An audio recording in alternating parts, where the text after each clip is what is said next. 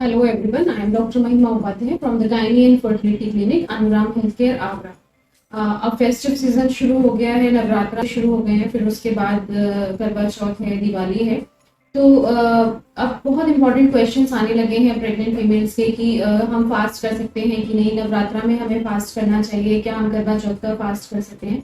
तो आज का वीडियो इसी के बारे में है। आप सबको मैं ये इंफॉर्मेशन दूंगी कि कौन कौन फास्ट कर सकता है, किस तरह से हमें फास्ट करना चाहिए, कैसी कंडीशंस हैं जिनमें फास्ट बिल्कुल भी अलाउड नहीं है, और वो क्या बैड इफेक्ट्स हैं जो मदर के ऊपर और बेबी के ऊपर फास्टिंग के हो सकते हैं। तो सबसे पहले pregnancy is different for every individual. Her pregnant female की अलग अलग कंडीशंस होती है, सबको अलग प्रॉब्लम्स होती हैं। तो जब भी आप फास्ट करने के बारे में सोच रहे हैं तो you must meet your gynaecologist first, और आप उससे पर्सनली डिस्कस करें कि आपके लिए फास्टिंग परमिटेड है या नहीं। तो कई सारी कंडीशंस हैं जिसमें हम फास्टिंग बिल्कुल भी अलाउ नहीं करते हैं, जैसे कि जेस्टेशनल डायबिटीज है, या फिर प्री डायबिटिक पीपल हैं ड्यूरिंग प्रेगनेंसी, जिनको हाई बीपी की प्रॉब्लम्स हैं, या जिनको बीपी फ्लक्चुएशंस बहुत ज़्यादा होते हैं ड्यूरिंग प्रेगनेंसी, या जो एनीमिक हैं, या फिर जिनको आईयूजीआर की कंडीशंस है, यानी कि जिनका बेबी का ग्रोथ जो है वो प्रेगनेंसी में स्लो है और प्रॉपर ग्रोथ नहीं उनकी हो रही है। तो ऐसी कंडीशंस हैं जिनमें लाइकर कम है, जिसको ऑलिगोहाइड्रोएमनियोज कहते हैं। So these are the conditions जिनमें हम प्रेगनेंसी में पेशेंट को फास्टिंग बिल्कुल भी अलाउ नहीं करते हैं।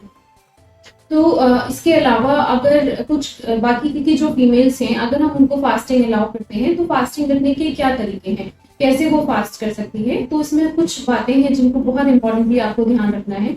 जैसे आपको प्रोलॉन्ग और कंप्लीट फास्टिंग नहीं करना, किसी भी प्रेग्नेंट फीमेल को पूरे दिन का फास्टिंग नहीं करना है, और लंबे दिनों के लिए फास्टिंग नहीं करना है। अगर आप एक दिन के लिए अगर आप फास्टिंग करना चाहते हैं, जैसे नवरात्रा का, ज्यादातर लोग हमारे यहाँ नवरात्रा का पहला दिन या नवरात्रा का आखिरी दिन फास्ट करना चाहते हैं, तो उस कंडीशंस में आपको अपनी बॉडी को प्रॉपर हाइड्रेट रखना है। आपको लिक्विड्स तो लेने ही लेने हैं, आप कंप्लीट फास्ट नहीं कर सकते हैं। आपको वो फूड लेने हैं जिनका हाई ग्लाइसेमिक इंडेक्स नहीं है, जैसे कि बहुत ज्यादा शुगर्स नहीं लेनी है, बहुत सॉल्ट नहीं लेना है, मिठाइयाँ नहीं खानी है, बहुत ज्यादा ऑयली चीजें आपको अवॉइड करनी है। आप जूसेस ले सकते हैं, फ्रेश होममेड जूसेस, फ्रूट्स खा सकते हैं, फ्रेश फ्रूट्स। उसके अलावा जो छोटी छोटी डाइट्स, ड्राई फ्रूट्स है, वो सब ले सकते हैं। आपको हर थोड़ी थोड़ी देर पे छोटी छोटी डाइट लेनी है और हाइड्रेट जरूर रखना है खुद को। तो फिर इसके बाद अगर आप फास्ट करते हैं तो आपको फास्ट तोड़ने का क्या तरीका है, आप रात में अपना फास्ट को कंप्लीट कैसे करें। तो जब भी आपकी फास्टिंग के बाद आपको फुल स्टमक नहीं खाना है और बहुत ज्यादा खाना नहीं खाना है। फास्टिंग जब आप ब्रेक करते हैं तो अपना थोड़ा थोड़ा मील लें, छोटा छोटा लें, और चाय और कॉफी बिल्कुल अवॉइड करना है। पहले थोड़ा पानी लें या जूस लें या छाछ ले सकते हैं, फिर उसके बाद अपना प्रॉपर डाइट लें, और वो भी थोड़े अमाउंट में। कंप्लीटली आपको फुल स्टमक करके नहीं सोना है, बिकॉज गैस्ट्रिक अपसेट हो सकता है, आपको ब्लोटिंग हो सकती है, वॉमिटिंग हो सकती है, शुगर लेवल्स एकदम से हाई हो सकते हैं, इस तरह की प्रॉब्लम्स हो सकती हैं। तो आपको फास्टिंग करने के बाद उसको तोड़ना कैसे है, इसका भी बहुत ज्यादा ध्यान रखना है। और जिन कंडीशंस में फास्टिंग अलाउड नहीं है उसके क्या बैड इफेक्ट्स आपकी बॉडी पर हो सकते हैं, प्रेग्नेंट फीमेल्स को क्या बैड इफेक्ट हो सकते हैं, बेबी को क्या बैड इफेक्ट्स हो सकते हैं।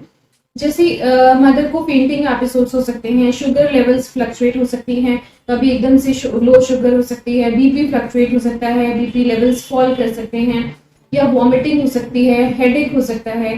और पहले की अगर कोई और कंडीशंस हो जिनमें जो प्रेगनेंसी में हो रही हैं वो थोड़ी एक्सेजरेट हो सकती हैं, या अगर आप डिहाइड्रेटेड हैं, you are not taking proper fluids in your diet, तो आपको यूटीआई जैसा प्रॉब्लम्स हो सकते हैं, यूरिन इन्फेक्शंस हो सकते हैं। तो ये सब मदर के ऊपर बैड इफेक्ट हो सकता है। अगर आप कंप्लीट फास्टिंग करते हैं और लंबे टाइम तक फास्टिंग कर सकते हैं, mostly during the mid trimester, जो ड्यूरिंग द 26 और 28 वीक्स, तो उसकी वजह से बेबी की ग्रोथ में कमी आ सकती है, बेबी का वेट कम रह सकता है, लाइकर कम हो सकता है, और आपकी प्रीटर्म डिलीवरीज होने की जो पॉसिबिलिटीज हैं वो बढ़ सकती हैं, बेबी के मूवमेंट्स कम हो सकते हैं। तो ये सारी चीजें हैं जो आपके बेबी को अफेक्ट कर सकते हैं, आपकी प्रेगनेंसी को अफेक्ट कर सकते हैं। हमारी फेस्टिव सीजन तो हर ईयर होते रहते हैं, कुछ ना कुछ चलता ही रहता है। सो आपको अपनी प्रेगनेंसी का और अपने बेबी का बहुत ज्यादा ध्यान रखना है, और अपने किसी भी फास्टिंग से पहले या करवा चौथ का जैसे फास्ट आप इंडियन कल्चर में बहुत मस्त होता है कि सारी फीमेल्स रखना चाहती हैं, even in that case you have to meet your gynecologist and आपकी गायनिकोलॉजिस्ट को पता है कि क्या आपकी कंडीशंस हैं और आप फास्टिंग के लिए अलाउड हैं या नहीं, उसके बाद ही आप फास्ट के लिए डिसीजन लें। तो ये सारी कंडीशंस हैं फास्टिंग से रिलेटेड। अगर आपको फिर भी कोई क्वेरीज हैं तो आप हमें इनबॉक्स कर सकते हैं, हम जरूर रिप्लाई करेंगे। Thank you.